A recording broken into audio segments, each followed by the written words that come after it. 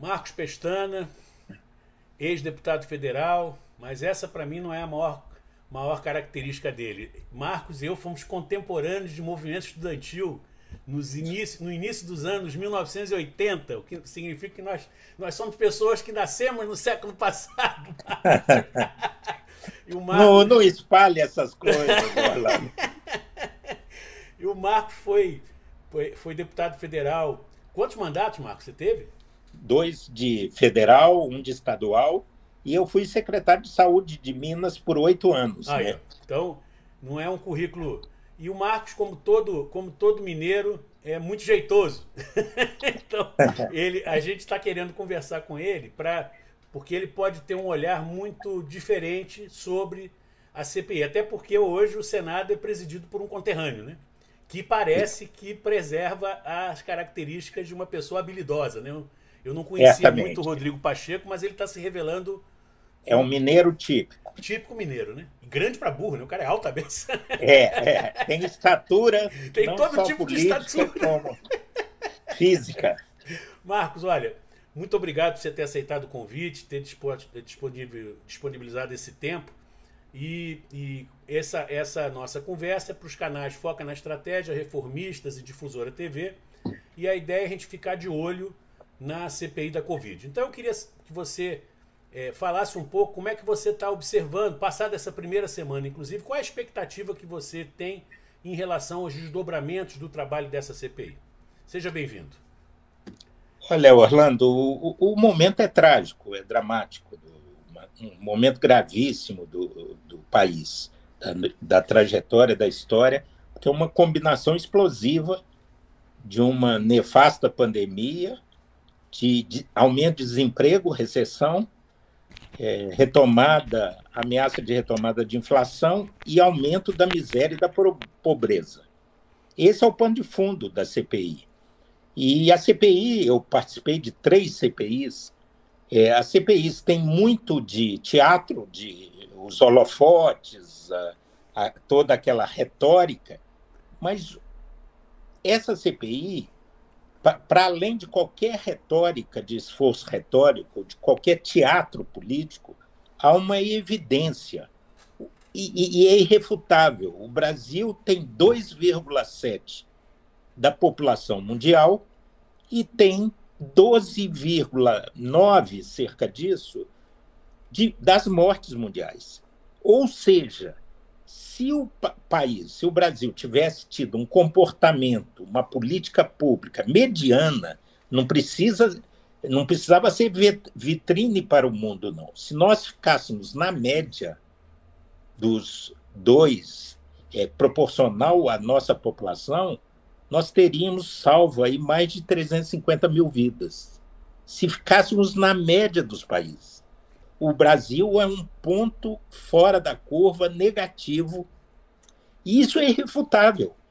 Essa é a questão que a CPI vai realçar, jogar luzes e clarear, sistematizar o diagnóstico desse desastre, porque eu não tenho nenhuma dúvida que a nossa condição foi desastrosa. E você acha que essa CPI, estava conversando com o Gabeira ontem, e o Gabeira falou uma coisa que ele já tinha falado em outros veículos, né? Que essa CPI, ao contrário das outras, talvez o trabalho maior não seja tanto de investigação, mas de sistematização do que você já Exato. tem de dados públicos, né? Que são.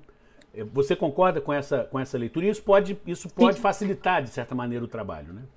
Na verdade, você não está em busca de desvios, malversação de recursos públicos.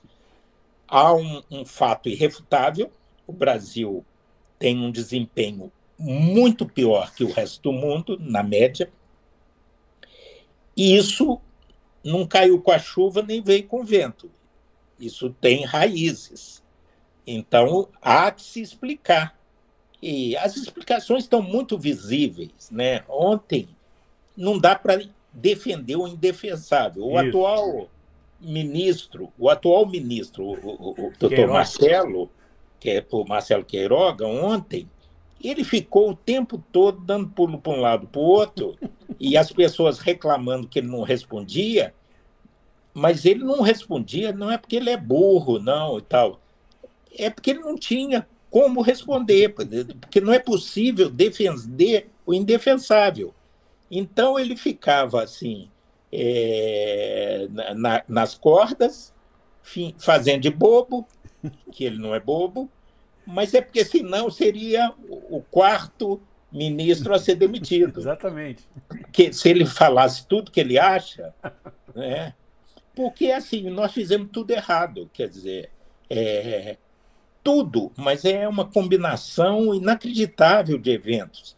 Quer dizer, o governo desmobilizou, deseducou a população para o comportamento defensivo, preventivo correto, e os governos falam mais pelos gestos e pelos exemplos que pelas palavras. Então, o presidente da República ia para a multidão sem máscara e tal.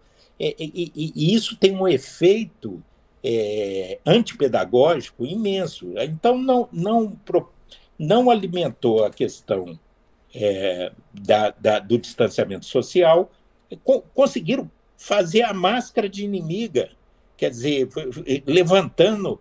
Tem uma live do presidente onde ele fala que já estavam descobrindo os efeitos colaterais da máscara. Exatamente, é inacreditável. É Alergia, inacreditável.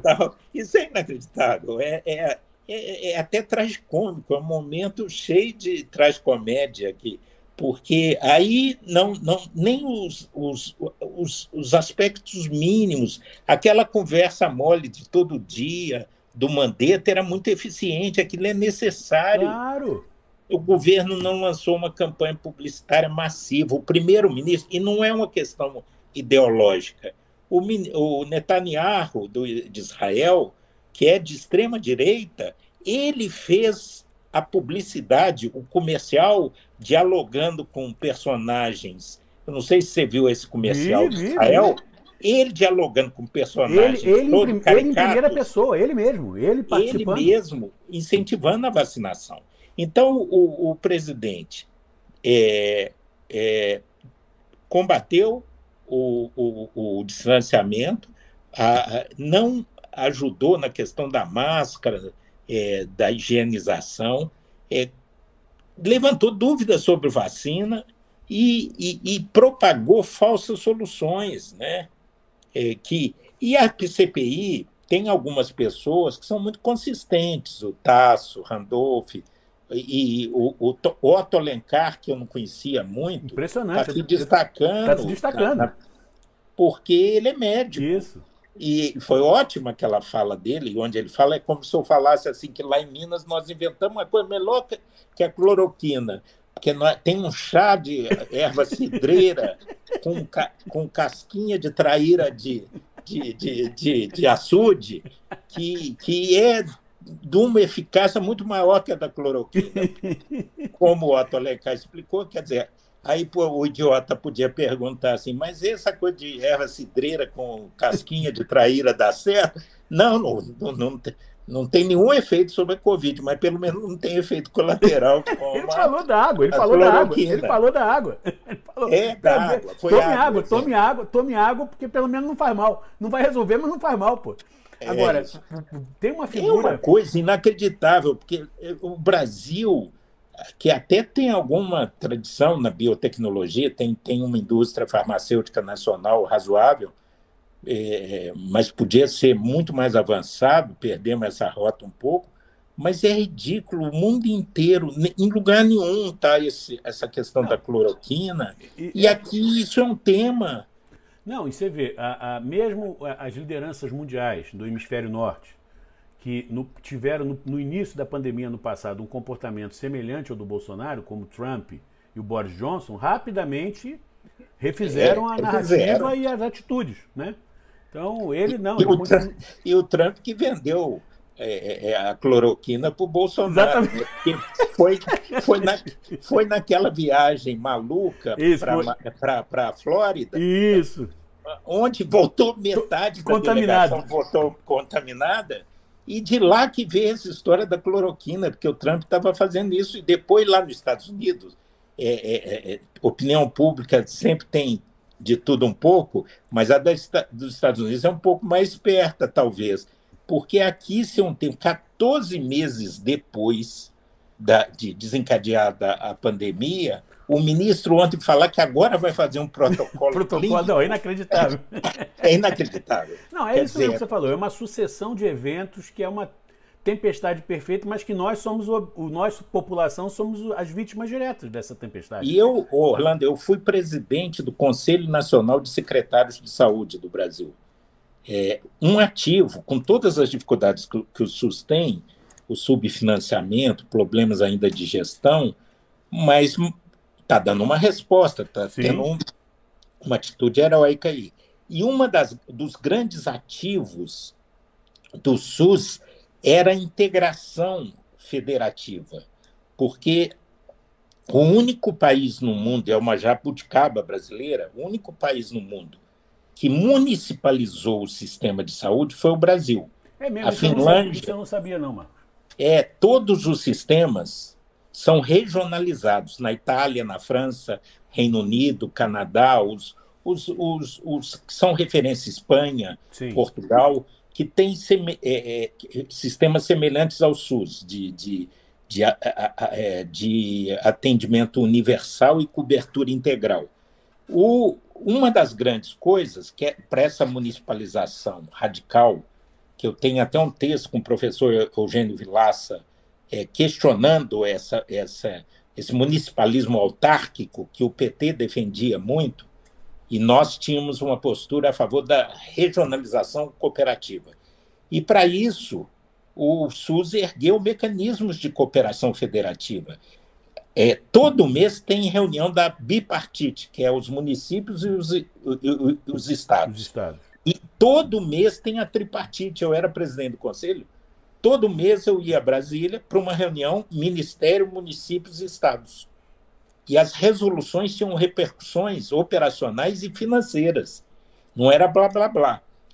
E mal ou bem, a gente... Eu, quando fui secretário de Minas, o secretário da capital era do PT e o ministro do PT, e eu do PSDB. Nosso entendimento era em cima da saúde, porque fala-se muito o Arouca, o pessoal dos velhos sanitaristas, tinha o Partido Sanitarista. Isso. E unificava de A a Z. O SUS é um grande consenso. E aí chega o Bolsonaro, na pandemia, joga fora esse que é um dos grandes ativos do SUS. O SUS está de pé. Ele abriu guerra, muito ao contrário, de usar essa história de cooperação federativa, ele dinamitou os mecanismos e foi para cima dos prefeitos, dos governadores. Anteontem, ameaçou de novo. Sim. Então, assim, é uma coisa inacreditável. Então, a CPI, eu acho que acho que o Gabeira está certo, é uma CPI que vai clarear, expor, sistematizar e publicizar um diagnóstico sobre esse desastre sanitário. Agora, semana que vem, nós vamos ter o primeiro momento, o primeiro frisson que eu acho que vamos ter, porque o Mandetta, no testemunho dele, disse que foi apresentado ao presidente da Anvisa uma proposta de mudança da bula do cloroquina para incluir combate ao Covid, e que não foi adiante, que o próprio presidente da Anvisa se negou. O presidente da Anvisa, que no começo, porque ele apareceu naquela manifestação em março, na frente do Palácio do Planalto, muita gente dizendo que ele era braço direito do Bolsonaro e ia intervir na Anvisa, pelo contrário, ele tem tido uma postura muito correta. Muito correta. Muito firme, inclusive. Alinhada com a assessoria permanente técnica Isso. Então, eu acho que ele não vai desmentir, não.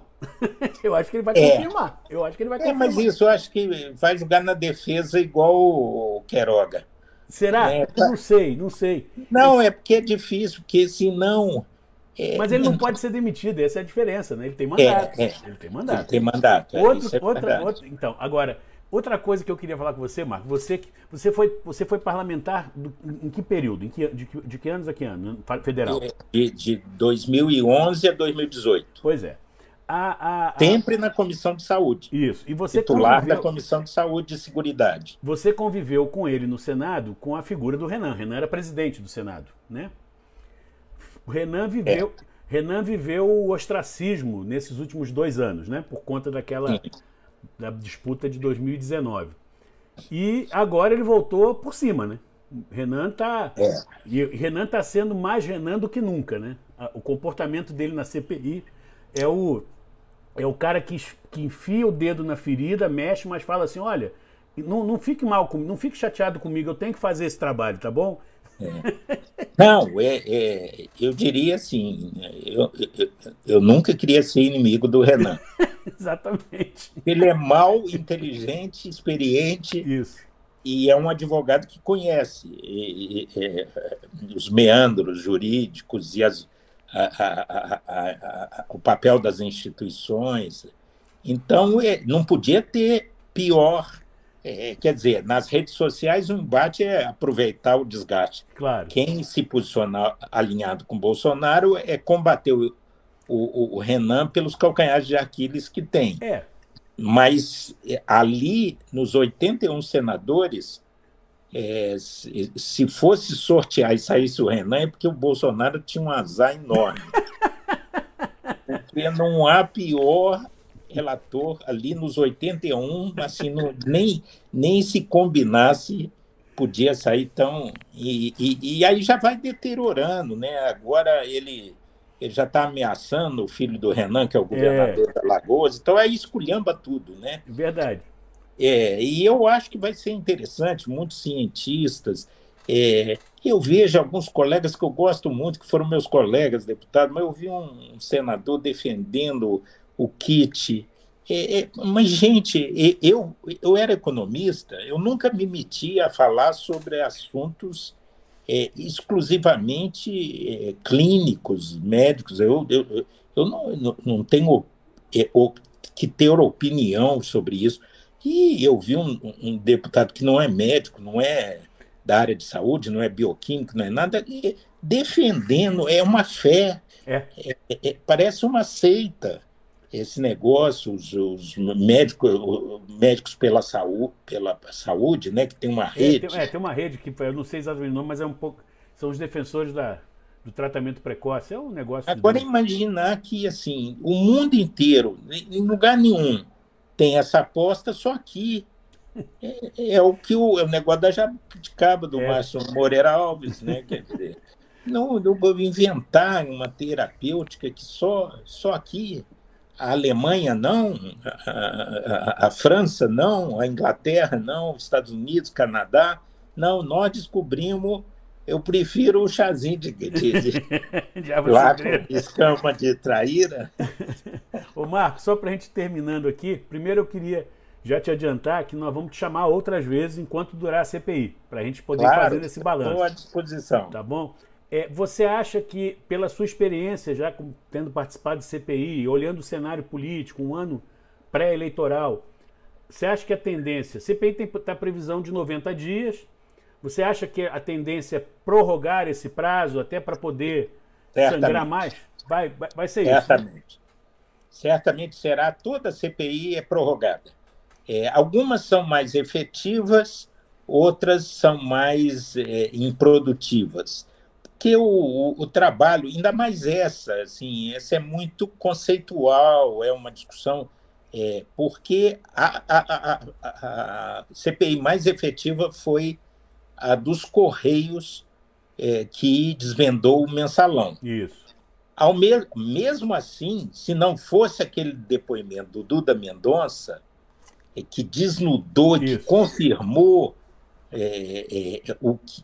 pelo menos, aí era um caso concreto que estava ali, mas, assim, em geral, é muita retórica, pouca gente vai para a sala secreta lá estudar. Eu fui dos fundos de pensão, eu ia lá ver as operações, discutir com os técnicos, e nós conseguimos desvendar muita coisa na CPI dos fundos, né? E está dando repercussão criminal até hoje. O que nós entregamos e tal, já tem gente presa, já tem gente em vias de porque o que foi feito é escandaloso com os fundos de pensão das estatais. Mas, assim, eu acho que essa é uma CPI diferente. Ela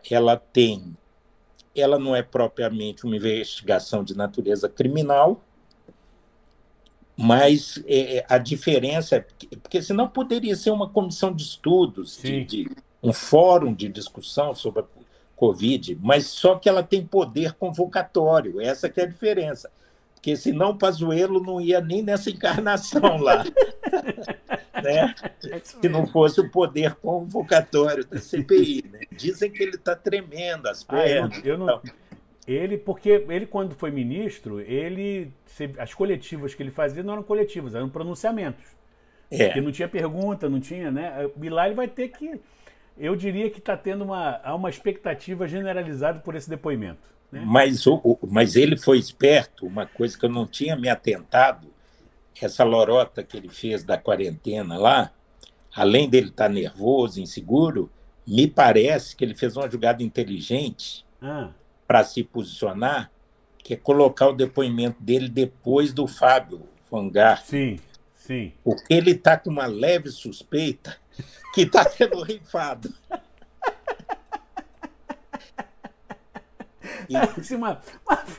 Acho que vai sobrar para mim. É isso. Então, ele esperar ver, porque o instrumento, o Fábio é do gabinete do ódio e tal.